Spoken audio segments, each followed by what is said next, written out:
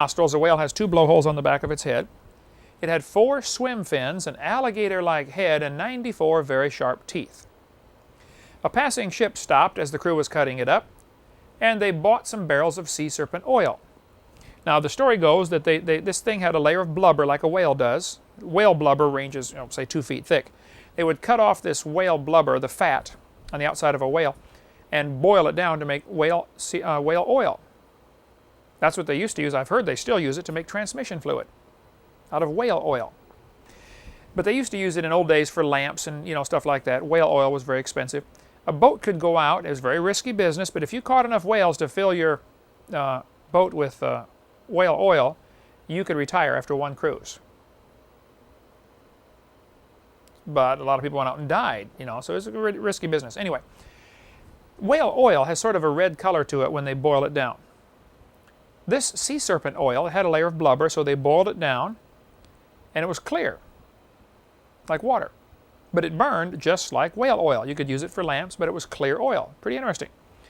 The other boat that saw these guys, they said, "What are you guys doing?" They said, "We killed a sea monster. Come on over, take a look." So they went over and helped them cut it up and said, "We'd like to buy the oil off of you, and we're going to go back home and tell people we saw a sea monster. We held it in our hands. Here's the oil to prove it." So sure enough, they sail back home with their sea serpent oil and sell it or whatever and tell their stories. "Ha, you guys just wait till the Monongahela gets here." Because the Monongahela said, "Well, this is great, but we didn't come out for sea monster. Our boss didn't pay us for this. We're supposed to come back with whale oil. We got to go get a few more whales." So they sailed off in search of whales and was never heard from again. Many years later, a board washed up on a beach on one of the Aleutian Islands down by Alaska. They got the little islands coming off of Alaska. The board was the name board Monongahela. So that's all we know. It's logical to assume that the ship sank in a storm. Now, on board the Monongahela was the bones to the sea serpent. They kept the bones to prove it. But it's in Davy Jones' locker right now. Arthur Henry Ralston was an officer on the Campania, the chief officer. He later was one of the officers on the Titanic and drowned on the Titanic when it went down in 1912. But in 1907, he was sailing off the coast of Ireland, near the town of Cork. I've been there to preach. He said he saw a long-necked object which he sketched as it moved. It was turning its head from side to side. He drew sketches of it as it moved across. Now notice, Ireland has a spot right here where the ocean comes in and the deep part comes in closer to land. Pensacola has one of those too. You got the continental shelf where it's not very deep, but there's a little ridge comes up off between Pensacola and Panama City. The Gulf of Mexico has a deep spot that comes in, underwater canyon. You don't notice it when you're going over the top, but I'll show you a map later about that. Anyway, this is where he sighted this thing off the coast of Cork, Ireland. He said he saw a sea serpent. Now here's the captain of the ship, the chief officer of the ship, okay? Not the captain. This book is called Titanic, Triumph and Tragedy. I want you to notice what the next sentence says. However imaginative the young officer may have been. Wait a minute. Do you see any prejudice in that statement? In other words, we know he was just imagining this. It can't be true. I would say the author of the book Titanic, Triumph and Tragedy has a prejudice. He believes in evolution. He believes dinosaurs did not live with man. And therefore, whatever the captain saw, it can't be a sea monster. It can't be a dinosaur. He said, however imaginative this officer may have been, it did not interfere with his progress in the company's service. It's almost like implying, it really should have. He should have got fired for claiming there was a sea monster because we know they don't exist. He has a prejudice. During World War I, 1915, a German U-boat commander, and this story is told in the book Dinosaurs by Design by Duane Gish, which is here in our repertoire somewhere. He said this German submarine sank a British ship. It exploded and sank quickly. 25 seconds later, there was an explosion. Back in those days, the steam engines on board, when you submerge them in water, the steam engine will explode from cooling too quickly. So probably it sank, the water got to the steam engine and it exploded, or to the engine room, 25 seconds later. He said pieces of wreckage, and among them a gigantic sea animal, was shot up out of the water. It was about 60 feet long. He described the sea serpent as having 4 flippers and an alligator-like head and being about 60 feet long. The captain said, I didn't have a camera at the time, and it sank in a few seconds. He said, I didn't have time to go down and get my camera, or I'd have taken a picture of it, of this thing thrashing around as it was dying. One theory is, hey, when a ship sinks, it's a lot of free meat. Sea monsters come to get the sailors. There are stories of octopus pulling ships underwater.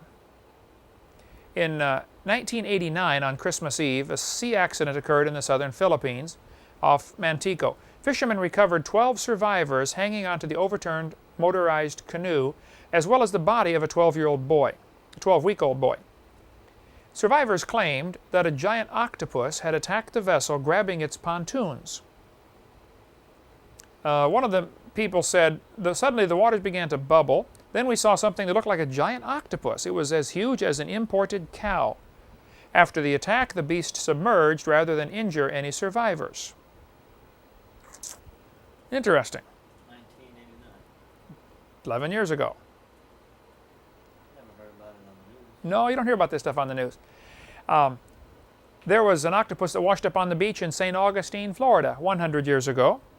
There's Dr. Webb standing next to the remains of it. He got cables and horses and a bunch of horses and tried to drag this thing up away from the beach, because it washed up on the beach once, and then another tide took it back out, and 3 months later it was reported again, still floating around. I think it was 3 months. It was a long time. But this octopus laying on the beach, the legs had all rotted away, just the stump of the head of the octopus.